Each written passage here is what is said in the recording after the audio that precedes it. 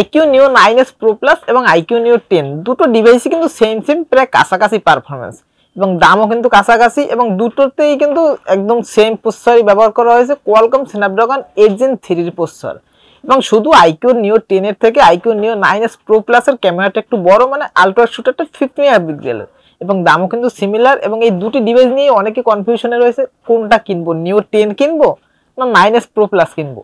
So তারই সমাধান পেয়ে যাবেন আজকের ভিডিওতে। আজকের iQOO 9s Pro Plus কে নিয়ে ফুল রিভিউ করব। তার আগে একটি কথাই ভাই, আমরা অনেক পরিশ্রম করে ভিডিও মেক করি, অনেক কষ্ট করে ভিডিও তৈরি করি। আপনারা সাবস্ক্রাইব করে চ্যানেলটি অবশ্যই আমাদের পাশে থাকবেন। সো যাক মেইন ভিডিওতে, লেটস গো।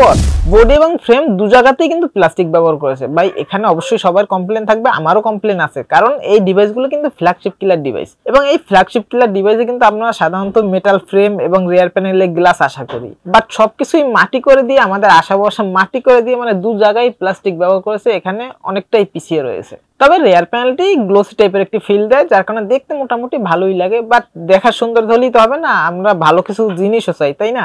এবং ফোনটির পোর্শন বাটন নিয়ে কথা বলতে গেলে পোর্শন বাটন সবই রয়েছে, প্রায় শুধুমাত্র 3.5 mm হেডফোন জ্যাকটি নেই ভাই। এখানে 3.5 mm হেডফোন জ্যাক নেই, বাট ঠিক আছে, হ্যাঁ দেখা যায় যে ফ্ল্যাগশিপ লেভেলের ফোনগুলোতে থাকে না সাধারণত, বাট যদি দিত তাহলে ভালো হতো। এবং স্টেরিও স্পিকার রয়েছে, যার কারণে সাউন্ড কোয়ালিটি খুব সুন্দর পাবেন। মিউজিক শুনে বা ভিডিও টিডিও দেখে খুব ভালোই মানে একটি সাউন্ড পাবেন। এবং সাউন্ডের ভলিউম বলেন, ক্রিস্পিনেস বলেন, বেস বলেন, সবকিছুই ঠিকঠাক আছে। এবং সিকিউরিটির জন্য ব্যবহার করা হয়েছে ইন ডিসপ্লে ফিঙ্গারপ্রিন্ট সেন্সর। তবে সবকিছুই ঠিকঠাক আছে, হ্যাঁ আনলক তাড়াতাড়ি হচ্ছিল, ডিলে করে না, বাট একটু সমস্যা, মানে ফিঙ্গারপ্রিন্ট সেন্সরটা একটু উপরে দিয়েছে।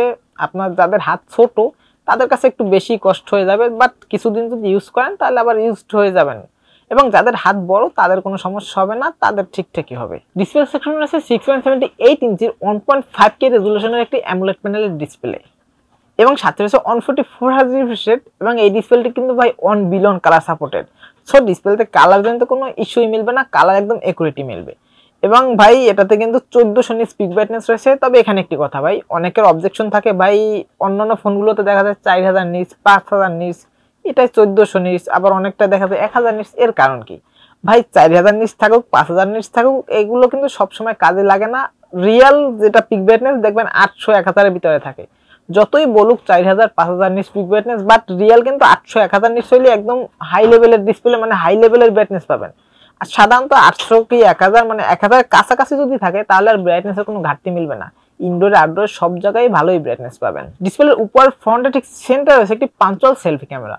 তবে ভাই এই পাঞ্চুয়াল কাটারটা কিন্তু তুলনামূলকভাবে একটু বড়। এখানে অ্যামোলেড প্যানেলের ডিসপ্লে যেহেতু আরেকটু ছোট দিলে ভালো হতো, দেখতেও ভালো লাগতো। এবং চিন বেজেল নিয়ে কথা বলতে গেলে ভাই চিন বেজেল অনেকটাই ন্যারো, একদম সিমেট্রিক্যাল, দেখতে সুন্দরই লাগছে।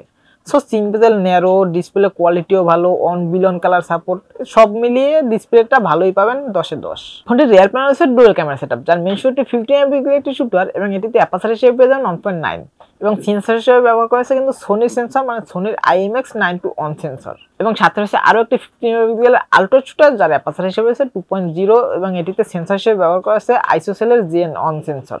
এবং ফ্রন্টে রয়েছে 16 মেগাপিক্সেলের একটি selfie camera.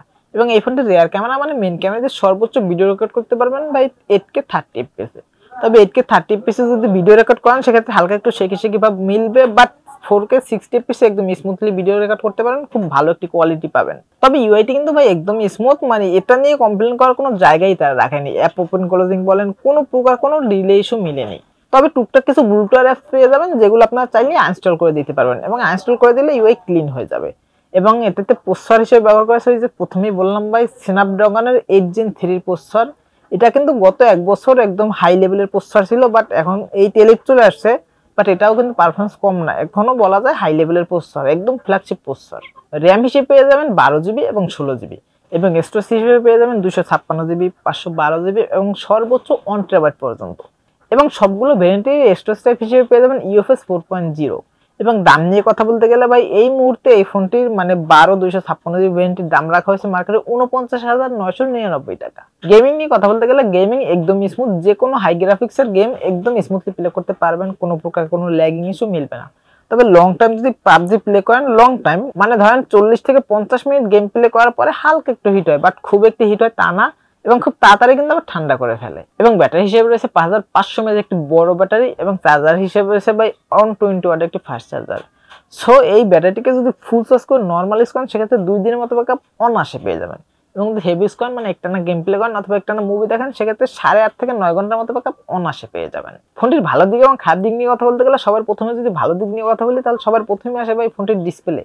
AMOLED panel display, 144 hertz refresh rate এবং 1 billion colour support display. So display তো বুঝতেই পারতেছেন এবং ক্যামেরাও ভালো পাচ্ছেন, ব্যাটারিও বড় এবং চার্জ ব্যাকআপও কিন্তু ভালো পাবেন এবং স্মুথ গেম প্লে করতে পারবেন, গেমিং এও কোনো সমস্যা নেই। এবং খারাপ দিক নিয়ে কথা বলতে গেলে সবার প্রথমে আসে ভাই ক্যামেরা সেটআপটি। এই ক্যামেরা সেটআপে ডুয়াল ক্যামেরা, বাট হ্যাঁ ঠিক আছে ক্যামেরাতে খুব একটি খারাপ তা নয়, বাট যেই বাজেটে এই ফোনটি আসছে একটি টেলিফটো লেন্স অবশ্যই আশা করছিলাম, একটি টেলিফটো লেন্স দিলে একদম পারফেক্ট হতো এবং কোনো এক্সটার্নাল মেমোরি কার্ডও ব্যবহার করতে পারবেন না। সো আপনার যখন ডিভাইসটি কিনবেন চিন্তা ভাবনা করে কিনবেন, স্টোরেজটা বেশি দেখেই কিনবেন, কারণ ভবিষ্যতে চাইলে কিন্তু মেমোরি কার্ড ইউজ করতে পারবেন না, আপনি স্টোরেজটা বাড়াতে পারবেন না। সো যখন কিনবেন চিন্তা ভাবনা করেই কিনবেন এবং দামটা যদি আরেকটু কমিয়ে আনা হতো তাহলে আরো ভালো হতো। সো আজকের ভিডিও এই পর্যন্ত, দেখাবেন নেক্সট কোনো ভিডিওতে।